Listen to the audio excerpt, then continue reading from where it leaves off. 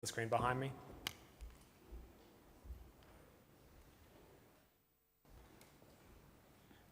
Like John said, I'm Harrison if I haven't met you before. And I'm going to be reading the Bible for us tonight from 1 Corinthians chapter 9, verse 19 to 27.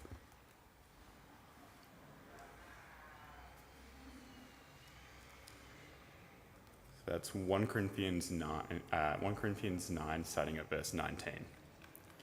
For though I am free from all, I have made myself a servant to all, that I might win more of them. To the Jews I became as a Jew, in order to win Jews.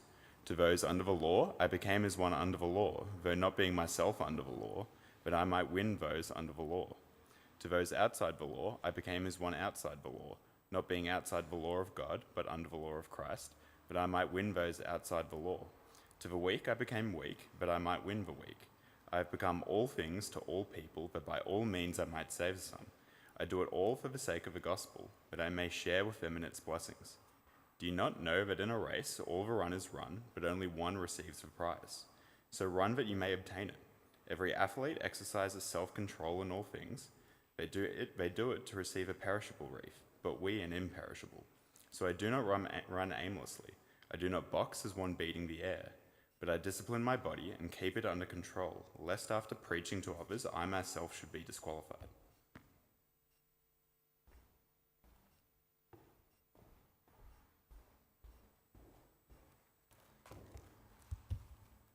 Thanks, Harrison. Well, g'day, I'm Dave, and it's great to be able to spend this time with you now, just working through this passage with you.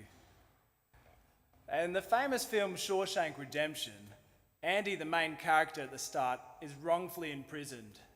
And overnight, this bloke, he goes from being a successful professional with this high-flying lifestyle to having all sorts of constraints imposed on him. He's stuck in this little tiny cell, he's got to eat their dodgy food. He's even got to deal with these officers that are corrupt and gang wars. Spoiler alert, I hate to do this, but towards the end, after 19 years, Andy decides to break out. He's got this tunnel that he's been building from his cell, and he starts to bust out through it. And it's not a moment for those who are claustrophobic. You see, he squeezes through these tiny spaces, even going through sewerage pipes. But eventually, he breaks free. And you just breathe a sigh of relief for him. And he's made it. He's free. Now, imagine for a moment in the next scene, Andy, he looks around, he sees all this freedom that he has, and then he turns to his tunnel, looks at it for a while, hops in and goes back to his cell. No way, right? Like, he's just been freed from all those constraints. Why would he ever put himself in that situation again? Well, in a sense, that's what we're seeing here today in our passage. Paul's providing his own example of how he uses his freedoms. And through this, he's showing us that as Christians, we need to be flexible with our freedoms, even willing to give them up for the sake of others. This brings us to our first point of the passage today. We adapt to others for the sake of the gospel. Join with me looking at verse 19. We see here Paul has clarity on his freedoms. He says, I'm free from all. This is probably a throwback to the verses just leading up to this. So if you were here last week, we saw that Paul, he willingly gives up his right to the Corinthians' financial support. And in doing that, he demonstrates he's free from any financial obligation to them. And in that sense, he's free from them. And yet here, Paul's showing us what he does with this freedom from those people. He says, verse 19 again, for though I'm free from all, I've made myself a servant to all. It's an incredible example that Paul's giving us here, isn't it? Instead of just enjoying these freedoms that he has from these people, instead he says he makes himself a servant. But not just to one person or to one group of people like you'd expect for a servant. He says he's made himself a servant to all. What would drive Paul to do this? Well, last week we saw Paul's motivation behind many things. But last week we saw in verse 12, Paul said, but we endure anything rather than put an obstacle in the way of the gospel of Christ. So what drove Paul last week to give up his right to financial support?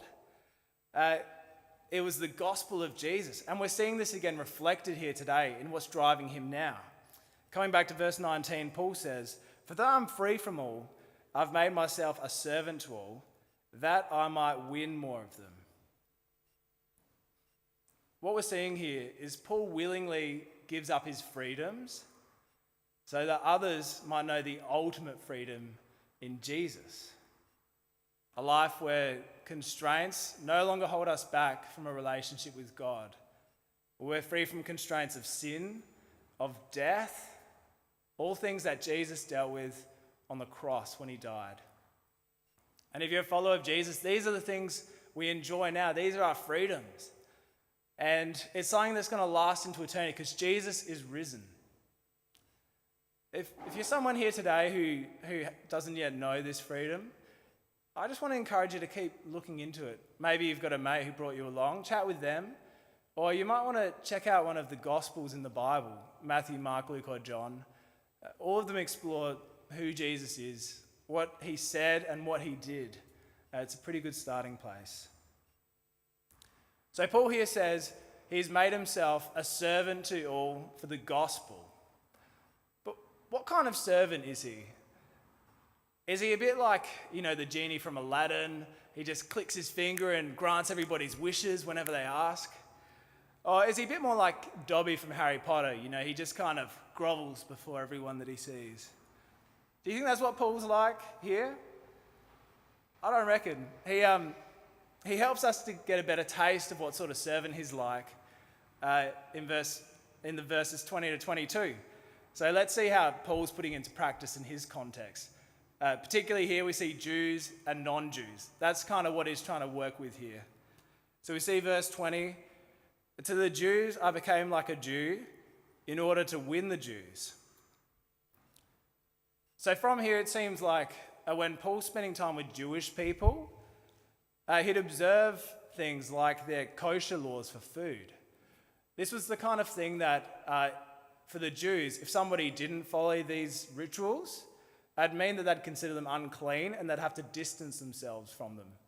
So you can kind of see how that's going to be an issue if Paul's wanting to have a chat with them, right? It's going to create a barrier. So he keeps these laws in that situation. But it's a whole different story when it comes to non-Jews. We see this in verse 21. "To those outside the law, I became as one outside the law." So then when Paul's dealing with non-Christians or Gentiles, he gives up on those rituals, those practices, which would obligate him to distance himself from the non-Jews. Do you see how this is kind of working? Paul's adapting with the freedoms that he has so that he can be sharing the gospel with those around him. So whether Jew or non-Jew, Paul's adapting. He summarizes the nature of this servanthood at the end of verse 22. Have a look with me. He says, "I've become all things to all people, that by all means I might win some." It's a pretty all-encompassing statement, isn't it? And in giving us his example, Paul's showing us how as Christians we should be handling our freedoms today. We become all people. We become all things to all people. There is one limitation though. I wonder if you saw it in verse 21. Here Paul says that he's not being outside the law of God, but under the law of Christ. What he's saying here is he still has an ultimate allegiance to Jesus, and that still dictates the parameters of what he does. So he can be flexible on everything except sin. This means that we can't become prostitutes to win prostitutes, drug dealers to win drug dealers. They're pretty extreme examples, but you kind of get where Paul's going with this, right? It also means that we need to be aware of our own areas of weaknesses. We need to help each other out in this. So if we struggle with peer pressure or alcohol, we need to be careful not to put ourselves in a situation where we might end up getting drunk. Or if there's a someone who doesn't follow Jesus and you're attracted to them, you need to be careful not to be flirtatious with them in the hope they'll become a Christian. It's more likely they'll drag you away from the faith. So what might it actually look like for us today to be all things to all people? Well, during the week, I had the privilege of chatting to some of our mission partners, and here's just a little taste of what it looks like for them in their context. For Peter and Teresa Blaus in Argentina, they said early on one of the things they had to be really flexible with was their palate. So apparently there's this thing in Argentina called mate. It's a really bitter tea. I think it's a bit of an acquired taste. But early on they realised this is kind of how people hang out. They congregate, they'll share a cup of mate between everyone. And so, they've started having mate. The other thing they had to do is adjust their body clock. So these guys, apparently they're country bumpkins. I don't know if you know them. They grew up in the country, they sleep when the sun goes down. But that's not the case in Argentina. Sounds like things don't really kick off until about 9 p.m. So I think it's been rough for them, but they've had to adjust to being night owls because they want to keep hanging out with people, sharing the gospel with them. Tongue in cheek, they did say the biggest sacrifice they had to make was they had to have a siesta every afternoon. So, maybe put that in your prayer points for later for them. For Scott and Janet Hone in the Redfern community, they said what this looks like for them is walking alongside the Indigenous community there and just doing life with them. For them, it involves a range of things, but often it's the everyday things. They might have fish and chips with the elders. They might go to the footy with some of their mates. Moving to Mike and Katie Taylor in Tanzania, they said they do what they can to fit in with the culture as they care and love for the people around them. And a small way that they've done this is just with the kind of clothes that they wear. So for Mike, he said he's a pretty casual dresser. He likes to go to church with something, not too formal. But to care and love for the people there, he'll actually put on a robe and a collar just because he knows that's going to be helpful for them. For Adrian and Anita Lovell in Bolivia, I'll just read out one of the paragraphs they sent to us. I think it's gold. They said, "We fumble around like children, spend years learning Spanish, baffle ourselves trying to understand situations that elude us, take baby steps to building relationships, build trust with people by our perseverance and commitment to Bolivia, analyse how best to teach the Bible and support our Bolivian brothers and sisters to do the same. It's not glamorous, but in being here, we show the worth of the gospel, often through our weakness." I love that line at the start. We fumble around like children. This from the people who they've spent years of their life understanding a culture, getting to know them and caring for these people. But you just kind of get the sense that they're just giving things a go. I reckon it might actually be a pretty good mindset for us here too. Maybe it could be our mission catchphrase. St Matthias, fumbling around like children for the gospel. Maybe it jars a little bit, but we can work on it, What do you guys reckon that might look like for us though, here at St Matthias? To be fumbling around like the gospel, to win those around us. I haven't been here that long, but it seems like we've got a hodgepodge of different people around us. People from Paddington, Zetland, Kensington, all with different kinds of cultures and backgrounds that we need to keep adapting and adjusting to. Rebecca and Wen Lee, they're two people from the Morning Church. I think they're great examples here of making the most of those opportunities. One thing they do is they keep translating our services each week into Mandarin so that people who speak that language as their first, they can access the message, they can join in the service. I think it's a fantastic example. Joe's, who's joining the staff team pretty soon, he's kind of picked up on this, that there's a real opportunity with Mandarin speakers. And so what he's done is he's booked himself in for a haircut. Yep, he's booked himself in for a haircut. You see, the thing about Joe is he's a little rusty on his Mandarin, and he's found this bloke who only speaks Mandarin. So he figures he'll book himself in and he just has to start talking it again. I reckon he just figures it's the cheapest way to get a tutoring lesson. But he's a top bloke. I just think it's great, you know. He's figuring out how to make the most of these opportunities. You guys might have different insights though, and if you do, maybe you want to put that on the communication form online, different ways that we can keep reaching out as a church here and adapting to those around us. Of course though, it's not just a Sunday thing, is it? Each of us in our different walks of life, we've got our own unique opportunities. And so, thinking back to verse 22, being all things to all people, I think there's a couple of questions that we can be asking ourselves. Firstly, who are those all people in our lives?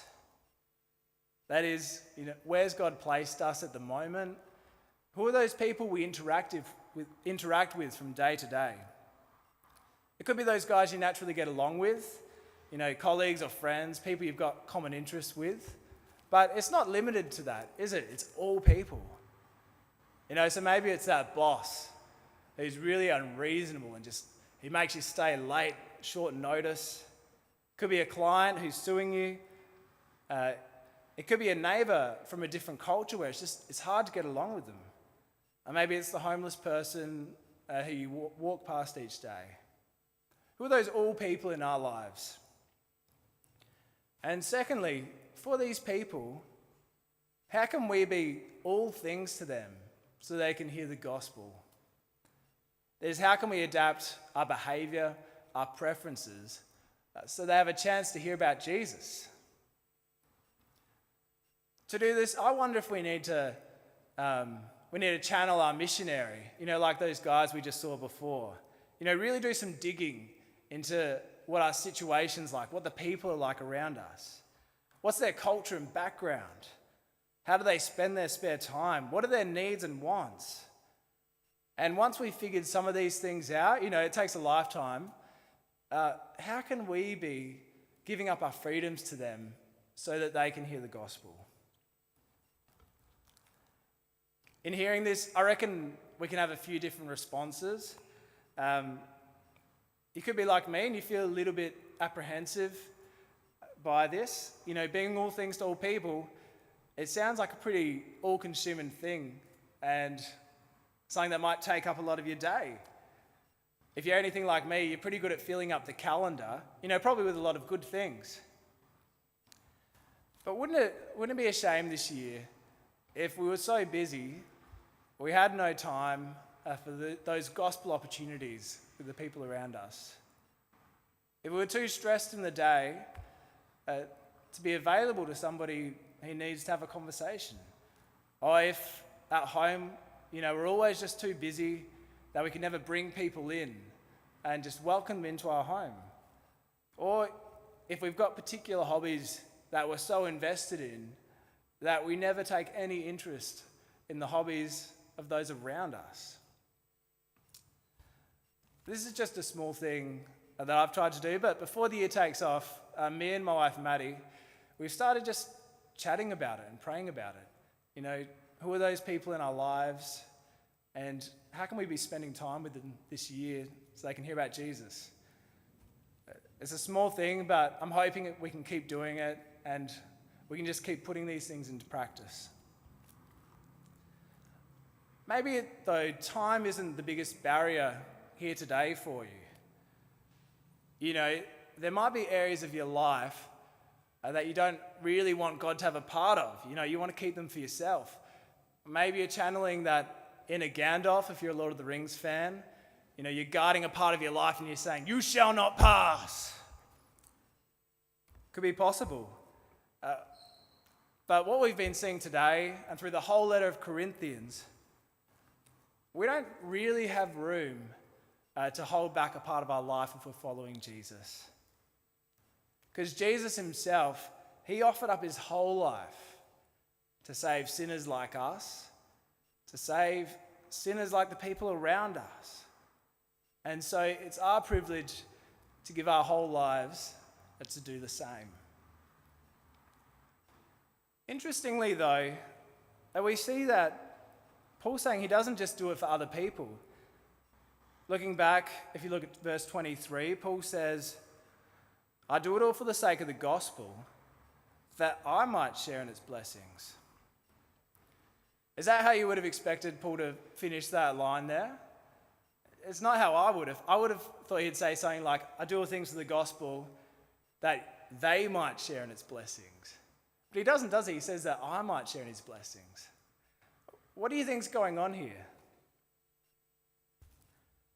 I think what Paul's saying is that as Christians, we press on in sharing the gospel. Of course, for the sake of other people, but also so we can share in the joy of this. And this is what we're seeing in the last part of our passage today. Pressing on to win the prize. In verse 24, Paul says, do you not know that in a race all runners run, but only one receives the prize? So run too, that you may obtain it. Paul here, he may be thinking about the great Isthmian Games. They were held in Corinth every 2 years at the time. It was a time where people from all around Greece would come together and the athletes would compete in particular events like running, boxing. It's a little bit like our modern Olympics, except they didn't have a gold, a silver, and a bronze. They just had one prize, this lousy wreath made out of small pine branches. But these guys, they were so determined to take out this event. For instance, in Olympia in Greece, there's this monument that they found of a bloke named Agathos Daimon, a 2nd century boxer from Alexandria. And this is what the inscription said. Here he died, boxing in the stadium, having prayed to Zeus for a wreath or death. Age 35, farewell. It's determination, isn't it? He wanted that prize. But in hearing it, I can't help feeling like it's just a little bit pointless. Giving up his whole life for a wreath. And yeah, I wonder if there are times where we do something similar. You know, when we set our sights on things that are perishable. Like when we work like a dog for a holiday that's all too quickly over. Or when we save up all our cash for an iPhone 11, only to find out, surprise, surprise, now there's an iPhone 12.